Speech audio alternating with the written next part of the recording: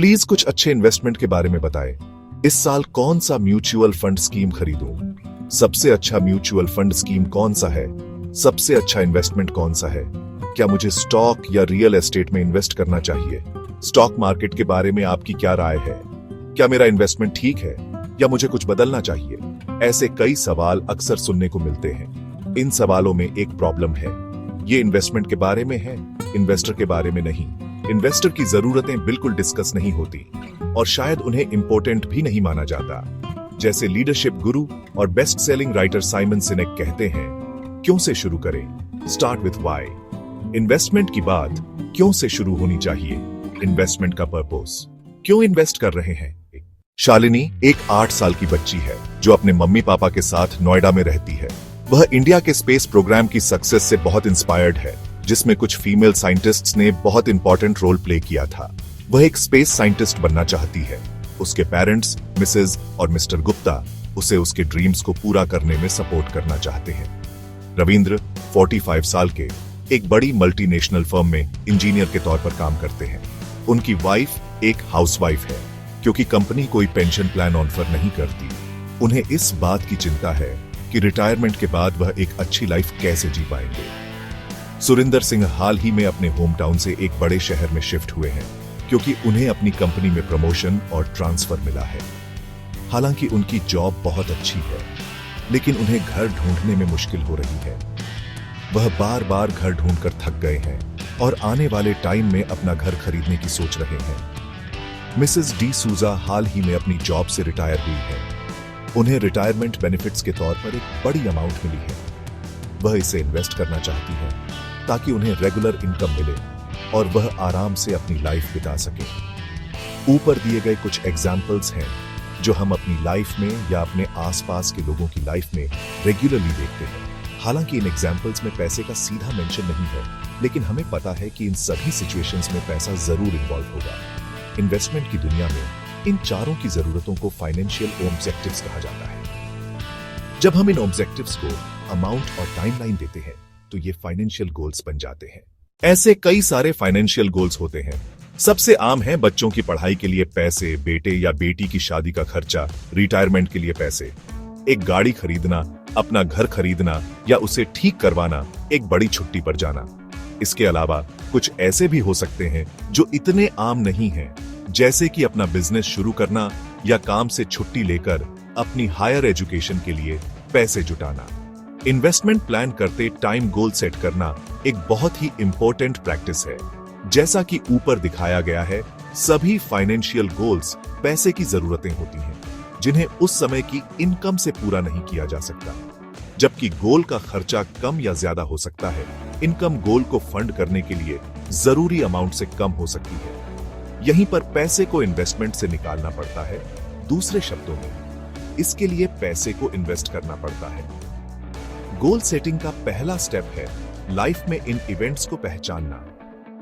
इनमें से कुछ वॉलंटरी और प्लान्ड हो सकते हैं, जबकि कुछ दूसरे जो अनचाहे हो सकते हैं, सरप्राइज के तौर पर आ सकते हैं। जिन इवेंट्स के नेगेटिव रिजल्ट्स होते हैं वे अनचाहे होंगे। इसके कुछ उदाहरण हैं फैमिली मेंबर की डेथ, हॉस्पिटलाइजेशन, एक्सीडेंट्स, चोरी, आग लगना वगैरह। इन इवेंट्स से जुड़े खर्चों को इन्वेस्टमेंट्स के जरिए फंड करने के लिए प्लान नहीं किया जा सकता। हालांकि हम कुछ सेविंग्स और इन्वेस्टमेंट प्रोडक्ट्स का यूज करके एक इमरजेंसी फंड बना सकते हैं। इमरजेंसी फंड के अलावा ऐसे इवेंट्स के रिस्क को कवर करने के लिए इंश्योरेंस पॉलिसीज भी खरीदी जा सकती है। इवेंट्स को पहचानने के बाद प्रायोरिटीज तय करनी पड़ती है। इनमें से कौन ज्यादा जरूरी है? रिटायरमेंट या बच्चों की पढ़ाई रेस्पॉन्सिबिलिटी कैटेगरी में आते हैं, जबकि एक बड़ी छुट्टी एक गुड टू हैव गोल हो सकता है। ये सब कहने के बाद यह केवल इंडिविजुअल और फैमिली ही डिसाइड कर सकते हैं कि क्या क्या है। एक फाइनेंशियल एडवाइजर या एक म्यूचुअल फंड डिस्ट्रीब्यूटर केवल गाइड कर सकते हैं और सही डिसीजन लेने में हेल्प कर सकते हैं। फिर इन इवेंट्स के टाइम पर जरूरी फंड्स की टाइमलाइन और अमाउंट तय करना पड़ता है। फॉर एग्जाम्पल, अगर कोई घर खरीदने का प्लान कर रहा है तो उसे यह डिसाइड करना होगा कि उसे किस तरह का घर चाहिए और लोकेशन क्या होगी। यह इनपुट अक्सर खर्चे तक पहुंचने में हेल्प करेगा। फिर यह डिसाइड करना होगा कि इसे कब तक खरीदना है। गोल अचीव करने के लिए प्लान बनाने में टाइमलाइन और अमाउंट दोनों इंपॉर्टेंट है। ऐसी प्रैक्टिस से गोल्स को टाइमलाइन के हिसाब से क्लासिफाई किया जा सकता है। कौन से गोल्स नियर फ्यूचर में हैं या फ्यूचर में बहुत दूर हैं। इस चैप्टर की शुरुआत में जो एग्जाम्पल दिए गए थे उन्हें फिर से देखते हैं। शालिनी की हायर एजुकेशन करीब 10 साल दूर है, जबकि रविंद्र अभी और 15 साल काम कर सकता है। वहीं दूसरी तरफ सुरिंदर सिंह को अगले कुछ सालों में घर खरीदने की जरूरत हो सकती है। मिसेस डिसूजा का केस इंटरेस्टिंग है क्योंकि उन्हें तुरंत इन्वेस्टमेंट से इनकम की जरूरत है, लेकिन ये लंबे और अनिश्चित समय तक जारी रहनी चाहिए क्योंकि इनकम लाइफ टाइम के लिए जरूरी है। रिटायरमेंट गोल्स को 2 हिस्सों में बांटा जा सकता है। रिटायरमेंट के लिए एक अमाउंट जमा करना और फिर उस जमा किए हुए अमाउंट से इनकम निकालना। गोल्स को क्लासिफाई करने के 2 तरीकों को फिर से देखने पर पता चलता है कि गोल्स को नीचे दिए गए मैट्रिक्स में रखा जा सकता है। ये अर्जेंट वर्सेस इंपॉर्टेंट मैट्रिक्स जैसा लगता है, जिसके बारे में स्टीफन कोवे ने अपनी best seller D7 habits of highly effective people में बात की थी। ये मैट्रिक्स टाइम मैनेजमेंट के कॉन्टेक्स्ट में है और ये दिन भर और एक पीरियड में किए जाने वाले अलग अलग वर्कों को क्लासिफाई करता है। बुक में कोवे कहते हैं कि जब तक आप क्वाड्रेंट आई पर फोकस करेंगे वो बड़ा होता रहेगा और फिर आप पर डोमिनेट करने लगेगा। कोवे द्वारा बताया गया ये क्वाड्रेंट अर्जेंट और इंपॉर्टेंट है। जब ऐसा होता है तो इंपॉर्टेंट लेकिन नॉट सो अर्जेंट वाले काम समय पर प्लान नहीं किए जाते जब तक कि वो भी क्वाड्रेंट 1 में ना आ जाएं अर्जेंट होकर। ये प्रिंसिपल फाइनेंशियल गोल्स पर भी लागू होता है। बहुत लोग अपनी फाइनेंशियल प्रॉब्लम से जूझते हैं क्योंकि वे लाइफ में इंपॉर्टेंट और नॉन अर्जेंट इवेंट्स के लिए प्लान नहीं करते। समझदारी ये कहती है कि अगर कोई उन इंपॉर्टेंट और नॉन अर्जेंट वर्कों और गोल्स के लिए अच्छी तरह से प्लान करता है तो लाइफ बेहतर हो जाती है। अगला स्टेप होगा फाइनेंशियल गोल्स को अमाउंट देना। प्लानिंग प्रोसेस में ये एक जरूरी सवाल है, इसकी कॉस्ट कितनी होगी। शालिनी जो 8 साल की है, एक स्पेस साइंटिस्ट बनना चाहती है जिसके लिए उसे अच्छी क्वालिटी की एजुकेशन चाहिए होगी। ऐसी एजुकेशन की कॉस्ट कितनी होगी? ठीक है, इस सवाल का जवाब उस अमाउंट में दिया जाना चाहिए जिसकी शालिनी को कॉलेज पहुंचने पर जरूरत पड़ेगी, और यह लगभग 1 दशक बाद की बात है।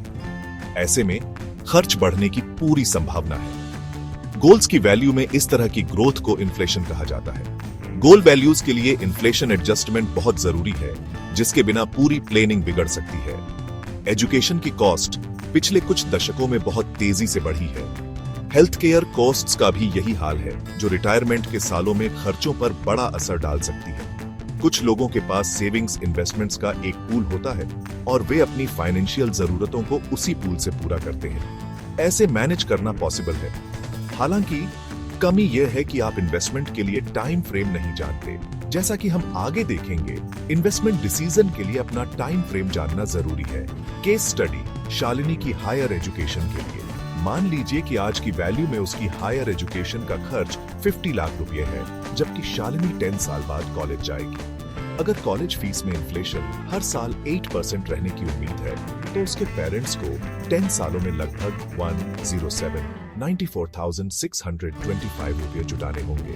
इसमें बहुत सारे अजम्पशंस शामिल हैं। शालिनी कौन सा कोर्स करेगी, एजुकेशन की कॉस्ट और इन्फ्लेशन। फिर भी ठीक से प्लान करने के लिए कुछ अजम्पशंस के साथ शुरुआत करनी पड़ती है, वरना पेरेंट्स पैसे इकट्ठे करने की प्लानिंग कर सकते हैं